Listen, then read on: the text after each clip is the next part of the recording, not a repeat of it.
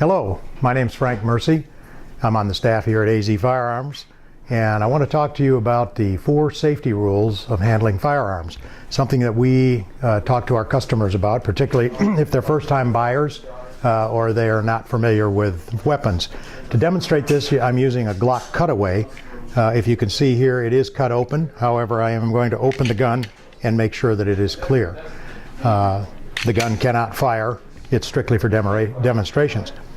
We're one of the few gun dealers that has a cutaway Glock. If you're interested in purchasing a Glock, we can show you exactly how it works inside with this device. Safety rule number 1, treat all firearms as loaded. What do we mean by that? Well, you notice even though we've proven this gun is unloaded and it can't fire, I'm still treating it as if it was a loaded gun. I'm being very careful with how I handle it. I don't drop it. I would never pick it up with my hand in the front, knowing that it can't fire. I treat it just as if it was a regular firearm. That's rule number 1. Rule number 2 is never point the muzzle at anything you're not willing to destroy. For instance, I will not swing this gun by you or the lovely lady holding the camera.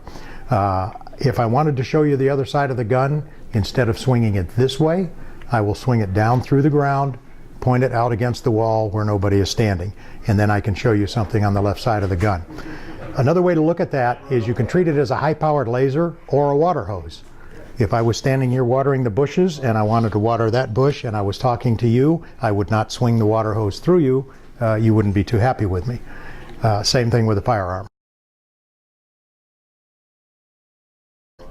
Rule number 3 and rule number 2 and number 3 are the ones that will tell us all the time whether someone has been trained or they're a novice.